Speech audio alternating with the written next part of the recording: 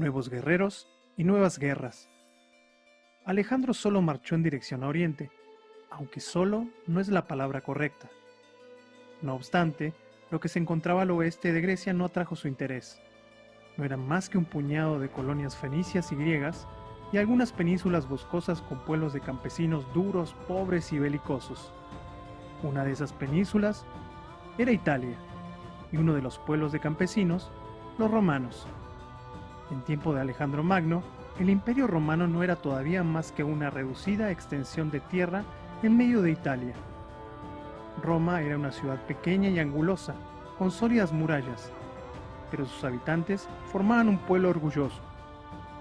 Hablaban mucho y encantados de su magna historia y creían en su gran futuro. Si podían, hacían que su historia comenzara con los antiguos troyanos. Un troyano huido, Eneas, les gustaba contar, había llegado a Italia. Sus descendientes fueron los gemelos Rómulo y Remo, que tuvieron por padre a Marte, el dios de la guerra, y fueron amamantados y criados en el bosque por una auténtica loba salvaje. Rómulo, continúa la leyenda, fundó Roma. Se mencionaba incluso el año, el 753 a.C. Los romanos contaron más tarde a partir de ese año, tal como lo hacían los griegos desde las Olimpiadas, diciendo el año tanto después de la fundación de la ciudad.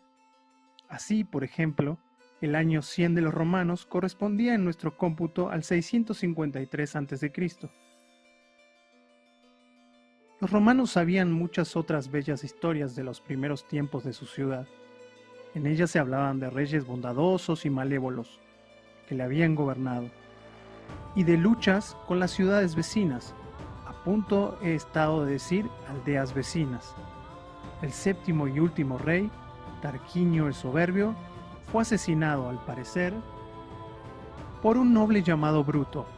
A partir de entonces gobernaron los aristócratas, denominados patricios, palabra que significa más o menos padre de la ciudad. Al pensar en este periodo no debes imaginar unos verdaderos hombres de ciudad, sino más bien unos grandes agricultores, dueños de extensos pastizales y campos de cultivo. Solo ellos tenían el derecho a elegir a los funcionarios de la ciudad tras la desaparición de los reyes. Los funcionarios supremos de Roma se llamaban cónsules. Siempre había dos al mismo tiempo, y ejercían su cargo solo durante un año. Luego tenían que dimitir. Además de los patricios, había por supuesto otros habitantes, pero estos no tenían antepasados ilustres, poseían menos campos y por tanto no eran personas de categoría. Se les llamaba plebeyos. Constituían casi una casta propia, parecía a las del estado indio. Un plebeyo no podía casarse con una patricia, y menos aún, desde luego, llegar a cónsul. En realidad ni siquiera le estaba permitido depositar su voto en las asambleas, celebradas en el campo de Marte, a las afueras de la ciudad. Pero como los plebeyos eran muchos y además personas tan duras y voluntariosas como los patricios, no aceptaron todo aquello tan fácilmente como los apacibles indios. En varias ocasiones amenazaron con marcharse, si no se les trataba mejor y no se les concedía también una participación en los campos y pastizales conquistados, reservados hasta entonces para sí por los patricios. Finalmente, tras una lucha implacable que duró varios siglos, los plebeyos consiguieron tener en el Estado romano exactamente los mismos derechos que los patricios. Uno de los dos cónsules debía ser patricio y el otro plebeyo.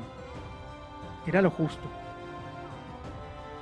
El final de esta lucha larga y entrevesada coincidió aproximadamente con la época de Alejandro Magno. Si te fijas en esa lucha podrás ver más o menos qué clase de personas fueron los romanos. No eran tan rápidos de pensamientos e inventiva como los atenienses. Tampoco disfrutaban tanto con los objetos bellos, las construcciones, las estatuas y los cantos. La reflexión sobre el mundo y la vida no era tampoco tan importante para ellos. Pero una vez que se proponían algo, lo lograban, aunque tardaran 200 años. Eran ni más ni menos unos auténticos campesinos asentados desde antiguo, y no unos marinos inestables como los atenienses. Sus posesiones, sus rebaños y sus tierras eran el objeto de su preocupación. No recorrieron mucho mundo y tampoco fundaron colonias. Amaban su tierra natal y su ciudad. Querían que ella fuera poderosa y todo lo hacían por ella, luchar y morir. Aparte de su tierra natal, solo existía otra cosa que les pareciera importante: su derecho. No el derecho de la justicia, ante el que todas las personas son iguales, sino el derecho plasmado en la ley, el derecho escrito. Sus leyes estaban inscritas en 12 tablas de bronce colocadas en la plaza del mercado. Lo que aparecía en ellas, en palabras escuetas y severas, se aplicaba, sin excepción, y también sin compasión, sin concesiones, pues eran las leyes de su antigua patria, y por eso mismo se trataban de leyes justas. Hay muchas historias antiguas y hermosas que hablan de ese amor de los romanos por su patria y de su fidelidad a las leyes. Historias de padres que, en su función de jueces, condenaron a muerte a sus propios hijos sin pestañear, porque la ley lo ordenaba así. Historias de héroes que se sacrificaron sin dudar por sus compatriotas en combates o en prisión. Todas esas historias no tienen por qué ser ciertas al pie de la letra, pero demuestran que era lo más importante para los romanos al enjuiciar a una persona: la dureza y el rigor consigo y con los demás cuando se trataba del derecho o de la patria. Ninguna desgracia podía atemorizar a aquellos romanos. No cedieron ni siquiera cuando su ciudad fue tomada e incendiada por un pueblo llegado del norte, los galos, en el año 390 a.C. La volvieron a reconstruir, la fortificaron de nuevo y obligaron progresivamente a las pequeñas ciudades vecinas a obedecerles. En la época posterior a Alejandro Magno, no les bastaron ya las pequeñas guerras con pequeñas ciudades y comenzaron seriamente a conquistar toda la península. Pero no en una única gran campaña triunfal, como Alejandro, sino bastante despacio, trozo a trozo, ciudad a ciudad, país a país, con la tenacidad y firmeza que constituían su principal característica. En general, solía suceder así. Como Roma se había convertido en una ciudad poderosa, las demás ciudades italianas se habían aliado a ella. Los romanos aceptaban gustosos aquellas alianzas. Pero, si sus aliados tenían alguna vez una opinión distinta de la suya y no les seguían, se declaraba la guerra. Las compañías romanas, llamadas legiones, vencieron casi siempre. En cierta ocasión, una ciudad de Italia meridional llamó en su ayuda contra los romanos a un príncipe y caudillo griego, Pirro. Pirro avanzó con elefantes de guerra, tal como los griegos habían aprendido de los indios, y venció con ellos a las legiones romanas. Pero fueron tantos los que sucumbieron entre los suyos que al parecer dijo: otra victoria como esta y estoy perdido. Por eso, cuando un triunfo se cobra demasiadas víctimas, se sigue hablando aún hoy de victoria pírrica. Pirro se retiró también muy pronto de Italia, y de ese modo los romanos fueron señores de todo el sur de la península. Pero aquello no les bastó. Querían someter también la isla de Sicilia, especialmente fértil. Allí crecían magníficos cereales y habían ricas colonias griegas. Pero Sicilia no pertenecía ya a los griegos, sino a los fenicios. Recordarás que los fenicios habían fundado por todas partes, antes aún que los griegos, delegaciones comerciales y ciudades, sobre todo en España y el norte de África. Una de esas ciudades fenicias norteafricanas era Cartago, la ciudad más rica y poderosa en un amplio radio. Sus habitantes eran fenicios y en Roma se les llamaban púnicos. Los barcos navegaban a grandes distancias por el mar y llevaban a todas partes mercancía de cualquier país, y como habitaban tan cerca de Sicilia, tomaban de allí el grano que necesitaban. Así los cartagineses fueron los primeros grandes adversarios de los romanos, y además unos adversarios muy peligrosos.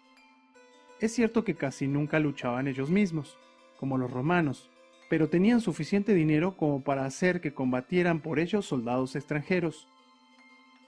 En la guerra que estalló entonces en Sicilia, Comenzaron ganando, sobre todo porque los romanos no tenían barcos y tampoco estaban habituados a navegar y combatir por mar. Tampoco sabían nada de construcción de naves, pero en cierta ocasión encalló en Italia un barco cartaginés y los romanos lo tomaron como modelo y construyeron a toda prisa en 2 meses muchas naves como aquella. Entregaron todo su dinero para los barcos y con su joven flota vencieron a los cartagineses, que se vieron obligados a dejar Sicilia para los romanos.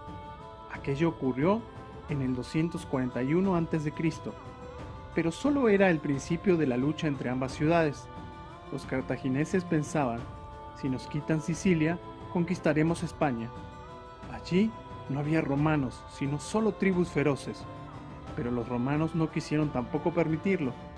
En aquel momento los cartagineses tenían en España a un general cuyo hijo, Aníbal, era un hombre extraordinario. Había crecido entre soldados y conocía la guerra como ningún otro. Estaba acostumbrado al hambre, el frío, el calor y la sed, y a marchar durante días y noches. Era valiente y sabía mandar, astuto cuando quería engañar a un enemigo, e increíblemente resistente cuando deseaba destruirlo. No era un hombre arrojado, como hay muchos, sino una persona que en la guerra pensaba en todo, como un buen jugador de ajedrez. Además, era un buen cartaginés, odiaba a los romanos, que querían mandar sobre su ciudad natal. Y en aquel momento en que los romanos se inmiscuían en España, pensó que las cosas habían ido demasiado lejos. Así pues partió de España con un gran ejército y volvió a llevar consigo elefantes de guerra. Se trataba de un arma terrorífica. Cruzó toda Francia y tuvo que pasar con todos sus elefantes por ríos y montañas. Y finalmente por encima de los Alpes para llegar a Italia. Probablemente atravesó el puerto llamado actualmente Mont-Cenis. Yo mismo estuve allí en cierta ocasión. Hoy corre por él una amplia carretera con muchas curvas, pero resulta totalmente incomprensible cómo Aníbal pudo abrirse paso entonces a través de aquellas montañas salvajes y sin caminos. En ellas se abren abruptos valles, desfiladeros cortados a pico y resbaladizas pendientes de hierba. No me gustaría ir por allí con un elefante, y menos con 40. Además, ya era septiembre y había caído nieve en las cumbres, pero Aníbal se abrió camino, él y su ejército, y bajó a Italia. Los romanos se le enfrentaron, pero el cartaginés triunfó sobre sus tropas en una batalla sangrienta. Un segundo ejército romano cayó sobre su campamento de noche, pero Aníbal se salvó con una argucia. Ató en los cuernos de un rebaño de bueyes antorchas encendidas y los lanzó monte abajo, desde el lugar donde se encontraba su campamento. En medio de la oscuridad, los romanos creyeron que los soldados de Aníbal avanzaban con antorchas y le siguieron. Cuando los alcanzaron, se dieron cuenta de que eran bueyes. ¿Con qué ojos debieron de mirarlos? Los romanos tenían un general muy inteligente llamado Quinto Fabio Máximo, que no deseaba atacar a Aníbal. Pensaba que en un país extranjero, éste acabaría impacientándose y cometería alguna necedad, pero a los romanos no les gustaba esperar.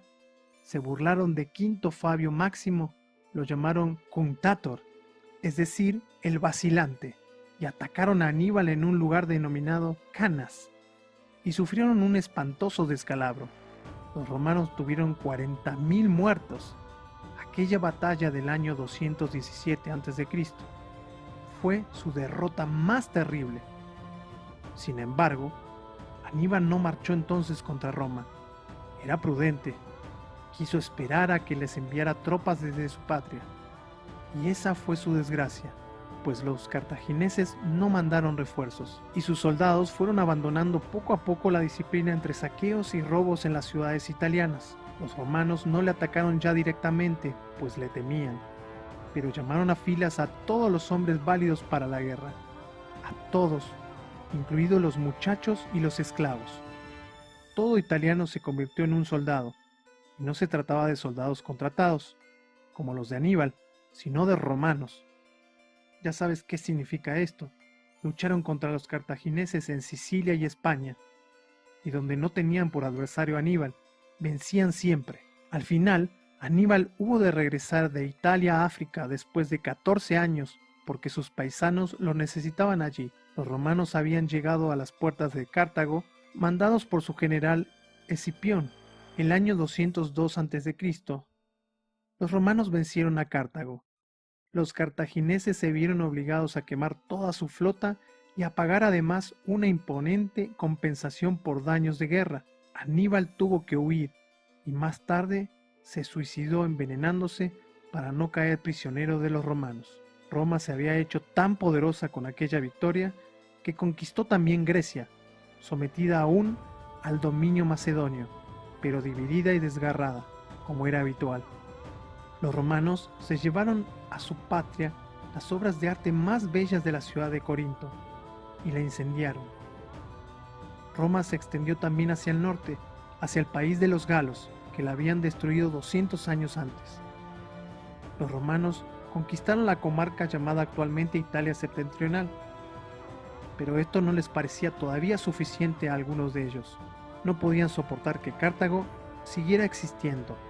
Se dice en especial de un patricio llamado Catón, un hombre famoso por su empecinamiento pero justo y honorable, que en cada una de las deliberaciones del Consejo de Estado romano, el Senado, solía decir, viniera o no a cuento. Por lo demás, creo que debemos destruir Cartago. Finalmente los romanos lo hicieron, recurrieron a un pretexto para atacarla.